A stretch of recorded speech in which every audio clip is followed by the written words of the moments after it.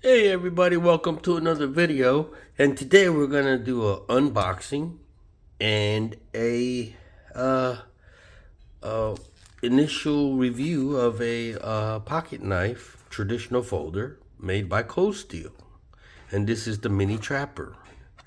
All right. Now I picked this up from Buc-ee's, and if you don't know what Buc-ee's is, it's a basically uh, uh, convenience store, gas station, rest stop kind of place. It's just huge. I'm sure you know what Buc-ee's is. It was established in Texas, and now it's starting to spread out through the southern states. And I stopped by on my way down to Florida. On our way back, actually, we stopped at a Buc-ee's in Georgia, and I saw this inside the Buc-ee store, and I was looking at it, and I was like, okay, this is $24.99, and I said to myself, well, that cannot be made in the USA, because if it was made in the USA, I'm sure it's going to cost as much as probably a case knife, okay, um, at least 50, 60 bucks, maybe at the least 35, $40. But so I'm thinking, Cold Steel, they do make some of their knives in China, I think. I think they do. So I was looking all over this packaging. Cold Steel, anytime, anywhere, mini trapper, two blades, to traditional styling. Now that kind of made me a little weary, because that's kind of cheesy to me. Traditional styling. It's either going to be traditional knife or it's not going to be a traditional knife. No such thing as traditional styling, okay? Because a knife is a functional tool. There is a style about it, but traditional traditional styling, I don't know. Anyway, that translates to me, what it means is basically, yeah, it looks traditional, but it's really not traditional. In other words, it's probably got fake materials, made with fake materials. Maybe the scales are nothing more than just plastic, cheap plastic, made to look like bone, whatever. Um, so maybe the slip joints are not constructed solid or whatever. It just made to function and look traditional. I don't know. I just don't like that word, traditional styling. It's either going to be a traditional pocket knife or a modern day folder or a traditional folder. Okay, multi-purpose. Multi-purpose, I guess, stands. They can use that word because it has more than one blade.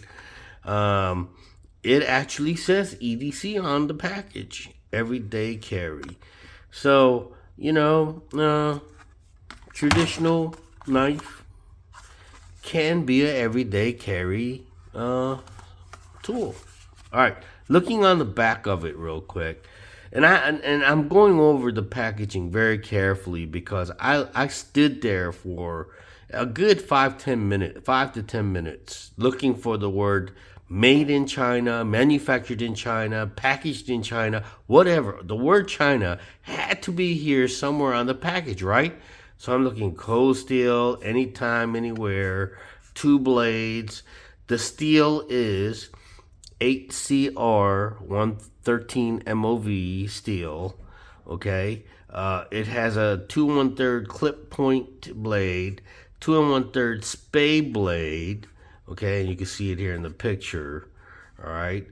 Easy carry, 3.5-inch closed length. All right. Mirror polish bolsters, nickel silver. Okay, that is the complete detail of what the blade is made out of and what the bolsters are made out of, but it doesn't mention what the scales are made out of or the liners or anything like that, I don't think. So, now this is the closest that I can come to figuring out where it may have been put together, manufactured, or whatever. is Cold Steel Incorporated, P.O. Box 535189, Grand Prairie, sorry, I butchered that, Texas 75053. And that's it.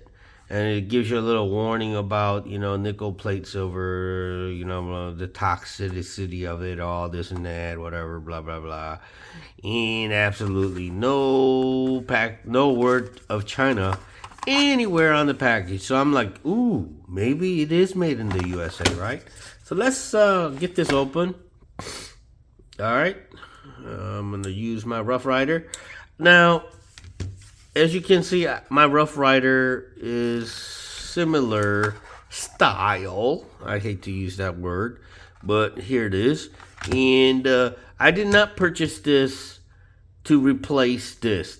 Nothing will replace this in my EDC pouch because this has all of the tools that I want. It has the can opener. It has the long screwdriver. I know this is not the video about the Rough Rider, but I just want to go over why this is not getting replaced. A can opener, long screwdriver, also pry tool, main blade. Love this reamer. Pretty sharp reamer. Substantial tool. So this is never going to get replaced out of this pouch. This is it. This is a permanent and this bail, totally useful. Because I don't have to take the whole pouch out for me to, the whole pouch out of the pocket for me to pull this knife out of the pouch. So the bail is totally useful, 100%. Never gonna get replaced out of this pouch. This is the #1 all-time favorite EDC pouch in my opinion. Never gonna get replaced. But anyway. Let's get into looking at this. Why did I purchase this? Well, #1, it caught my eye because it's #1 is Cold Steel and it's traditional styling. And I'm like, I didn't know Cold Steel made traditional folders. So I'm like, let me look at this. It's got to be some cheap Chinese crap, right? So I'm looking all over the package and I'm like, what is this? Something that Cold Steel licensed Rough Riders maybe to make for them, and I'm looking at it through the package, and I'm like, this doesn't really look like Rough Rider, it doesn't really look like a Rough Rider quality piece. It looks different, so I'm like, let's buy this and find out what's going on with this thing. The Cold Steel Mini Trapper. I don't know why I'm trying to be real neat with this packaging. I'm taking my time getting to it because I don't want to tear the packaging up. The packaging is very interesting to me because, like I said, EDC, everyday carry, no made in China anywhere. Oops, sorry. So I'm gonna hold on. Now let's look at this real close. How does it feel? It feels a little cloudy, not very sharp looking, and it's like it felt like this knife before I washed it. It wasn't very shiny. It was kind of cloudy. I don't know. It was like it needed a bath. But anyway, looking at it, actually different color, but probably the same material. Feeling, oh no, yeah. I tried my best to spot any imperfections through the package before I picked one, and I couldn't see this here. There is definitely some proud pins sticking out here. Yeah, that's sticking out a little bit, snaggy right there. But far as in the back springs, no major flaws, gaps, or anything like that. Okay. All right, let's open up the first blade, the clip point. All right.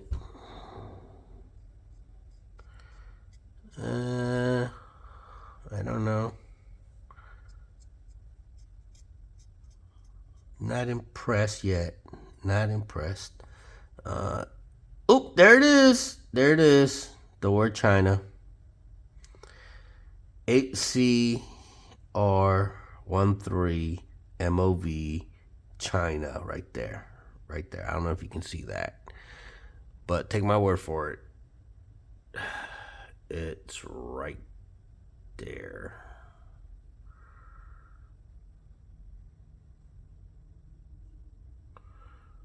I don't know if you can see it or not. $24.99. Cold Steel. The Cold Steel name is branded on the blade. Okay, let's see how sharp it is. Cut some wax paper. Yeah, it'll do. I mean, let me see. Find something else to cut. It'll do. I mean, if you...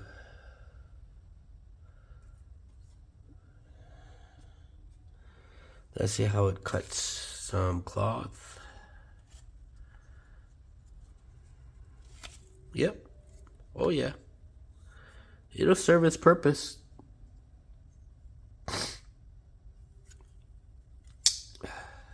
The spade blade.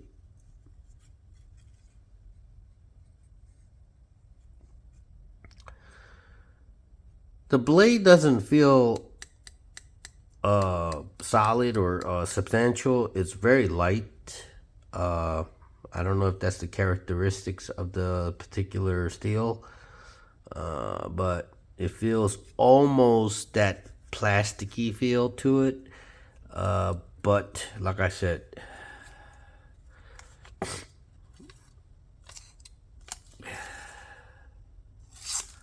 yep, sharp enough. It's sharp enough to do the... Oh, yep, definitely sharp enough to do the job. So, useful, practical knife. Okay? And build quality, pretty decent. I have to say, well worth $24.99. Okay? Now, I'll be honest with you. I've looked at case knives. They are very similar in build quality, very similar in the way they feel, the weight, and everything. And they cost at least 3 times more than this. Okay, and I'll be honest with you, some of the knives from Case do not come very sharp at all. Okay, they have trouble cutting paper. They have trouble cutting cloth. So, but this one absolutely did not have any trouble cutting cloth. I'm kind of a little peed off because I had to find out that it was made in China by having to buy it, take it home, and opening it up, and then opening up the blade to look at the information on there that says China. Okay, and yeah, it's like, okay, Glock Ninja, you went to the store and bought a $25 pocket knife. What did you expect, right? It's gonna be made in China. Okay, let's describe the walk and talk. There is no half stop. It's one smooth, open action all the way to... There is no snap. Maybe a little. No snap, just it'll spring out, but no snap. It'll snap in. The spade blade is a little rougher. It's not as smooth, but it'll snap back in. Okay, so I'm gonna probably take this to the sink and wash it out with some warm soap and water and dry out real good, and put some olive oil on there and stuff, and get it to feel a little clean and shiny as I did with this one. And still love my Rough Rider. I just love it, you know. And cold steel, I mean, I don't mean to. I know you guys make some really good knives, you do, but seriously, you can't make a little pocket knife in the USA. I know, and if you did, it'd probably cost $50, $60, $75, $100, right? So what can you do? I know, I understand. Let's see how my little Rough Rider does. Yep. Yep. I'm willing to bet that this knife came out of the same factory as this Rough Rider. Okay, and not to knock on Chinese made products. I know Chinese made products do deserve to get criticized. Okay, but like I said, for the money, some of their stuff is not too bad. It gets the job done, and it doesn't cost you an arm and a leg to do it, you know. And these days, the quality is there to a certain degree, and the style, like I said, they use words like traditional styling. I don't like that. Let's keep it original. It's either gonna be traditional or it's gonna be a modern folder. Anyway, all right, so. Oh man, I don't know. I may keep this as a part of a backup EDC pouch kit or something like that. I don't know, but maybe I'll I don't know. I'll find a use for this somewhere. But I do like the functionality of this knife. It does really cut. It is not a toy. It does cut, and as you can see, it cut paper and cloth. You know, basically what in food, I'm pretty sure it'll cut up fruit and your steak and stuff like that, no problem.